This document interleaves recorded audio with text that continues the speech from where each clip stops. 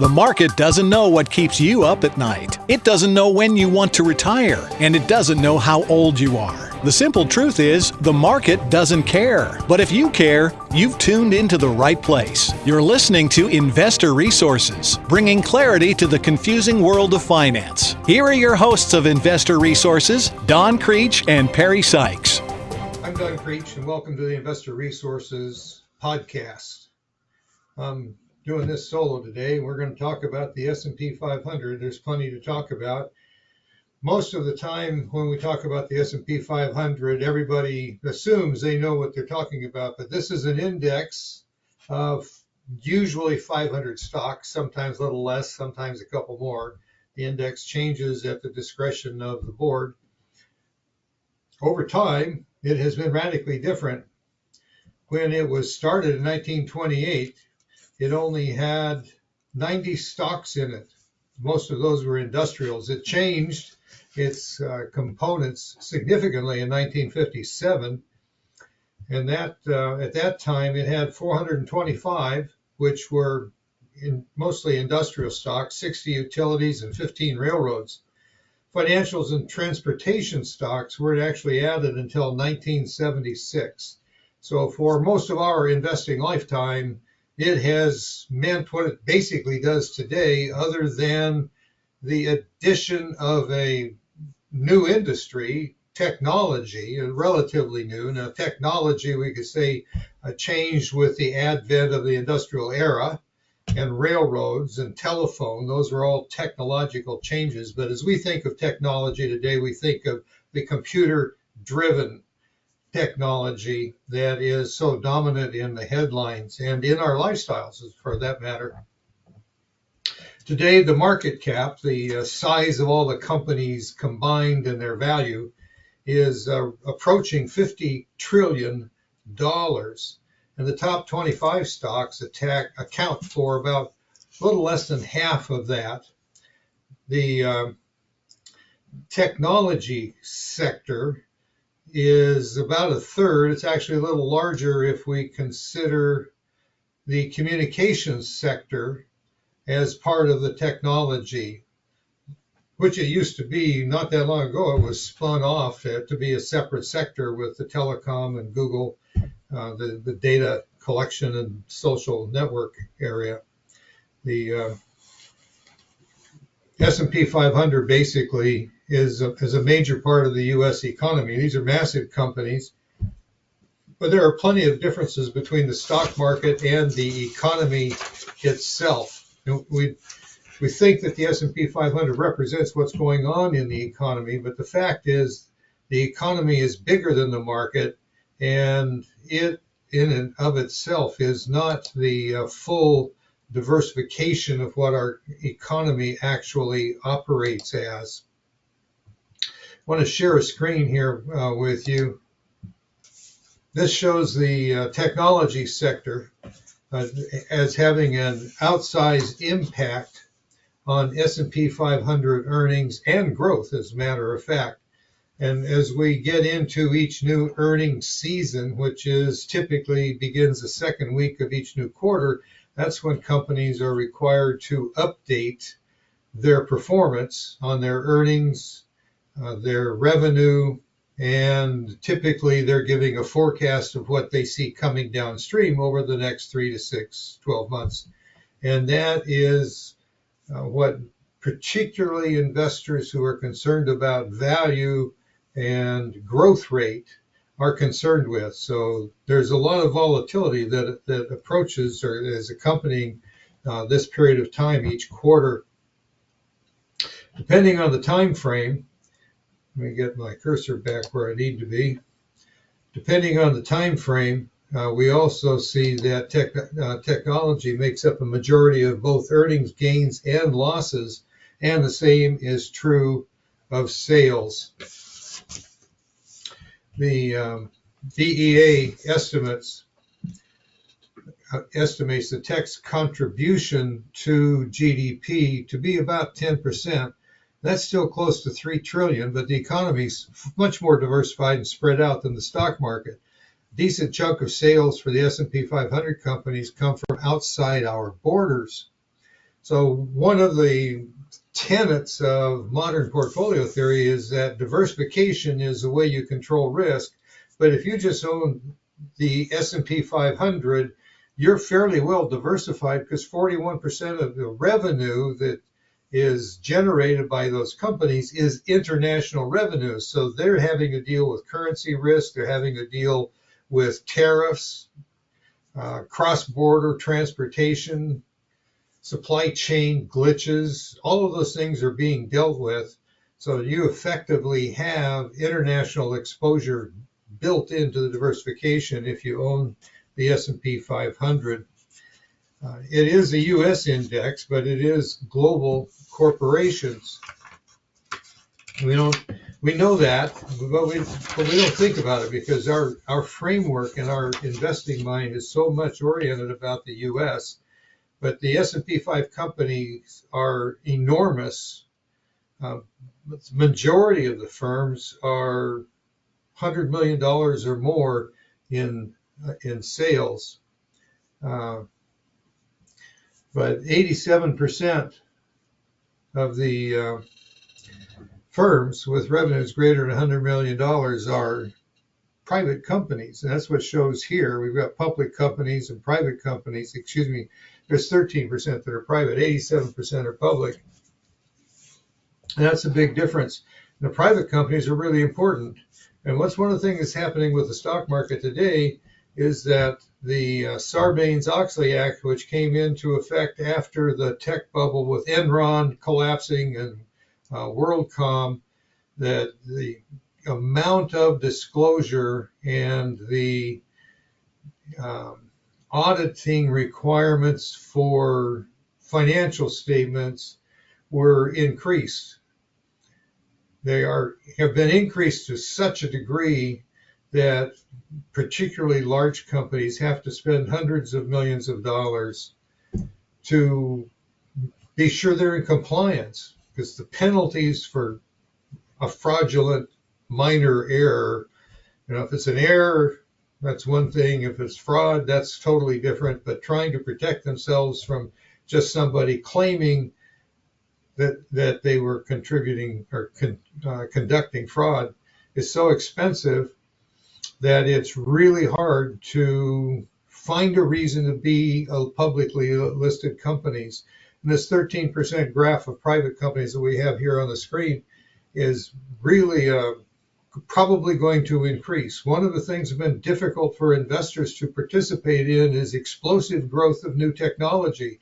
Think of NVIDIA lately and the AI boom, but actually the number of companies that are coming up with major ways to implement new technology and grow their companies rapidly in the private sector is growing much more rapidly than with the companies that are in the public sector.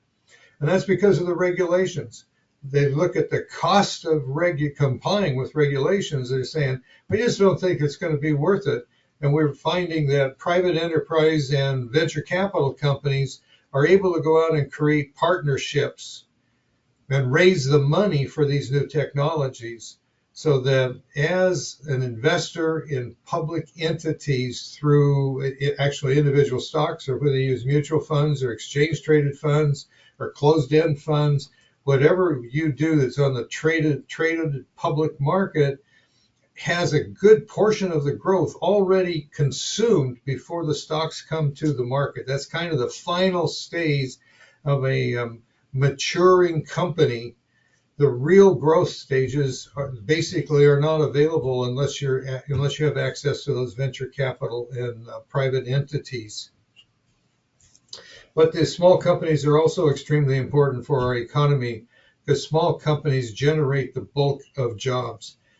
Privately owned businesses are where, well, for instance, kids coming out of high school or college get their training on how to be an employee, what expectations are for work.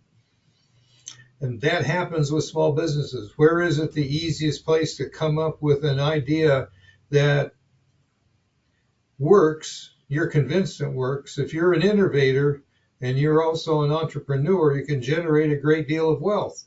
You do that on the private side, and if it's working well enough, you'll become an attractive participant for some venture capitalists and then private funding before coming into a full listing in the stock market. The S&P 500 companies account for approximately 1 in 5 jobs in the United States, and the rest of it's from small businesses, startups, family ventures, individual ventures, franchisees buying into an operating model and a business that already has a name. This is the backbone of our economy, and it's a backbone that doesn't exist anyplace else. We have more freedom and opportunity here for people to take an idea and turn it into a business. And whether they stay local or they expand it because it's really innovative is a function of what they do and their commitment to work. Great ideas will find funding, but they find funding first before they get to the stock market. But as we deal with the stock market, you have to remember that we're dealing with publicly traded companies, that what we're seeing with the recent advances in AI, artificial intelligence, is kind of the final stage. There's been a lot of other development before that that got to this point. And now we're simply looking for where will companies integrate this new knowledge and make a difference in their industry and become a sector that stands out. Right now, there's basically 2 sectors in the market that are consistently leading, and that's primarily the technology sector, and secondarily is the communication sector. So far this year, those are the only 2 sectors that actually count. Everything else has basically had a failed start. They get up off the deck and they run a little bit and then they trip and fall over. The money flow has been into technology, and as we move into the second part of the year, we're finding that there's a little bit of choppiness here that we finished the last month with, and kind of uncertainty about where we're going in this next in the next 6 months. Some of the very aggressive hedge funds have been building up a short position, betting that we're going to see some selling, which would not be uncommon during the summer. But the fact that they're going short a little bit doesn't mean that we have a market collapse in front of us. That assumption is very hard to find and justify. What we do have is companies that are restructuring how they are going to approach the next year or 2 or 3 as a result of the presidential debate in last week, for where I'm actually recording this, because with the assumption that President Trump will become the new president, it changes the assumptions for what will happen with tariffs, with taxes, and with regulation. And companies are already building plans on what if this in fact is the case. We need to be prepared for a slightly different strategy than if we're going to have higher taxes, more regulation, and more interference from the courts. So we see some disturbance, let's call it some whipsaw activity, with things trying to make a new headway, get a new all-time high, and they get close and then they back off. Investors aren't quite certain. And the one thing that has not happened this year is that the retail investor has generally been sitting on the sidelines. There's a lot of money that's in banks that, because you have almost a 5% interest rate in savings accounts today, and we haven't seen that in decades. So investors are, particularly boomers who are retired, saying, my savings is worth something today. I don't have to have market risk. So we have a lot of cash on the sidelines. It's hard to see that these all-time highs are going to continue to trend upward as rapidly as they did last quarter. But in perspective, I mean, my goodness, it's taken us 2.5 years to get above the 2022 highs. We said all-time highs in 2022, and then things sold off, and now we're creeping back up, and now we're getting some speculation that's driven us above those 2022 highs.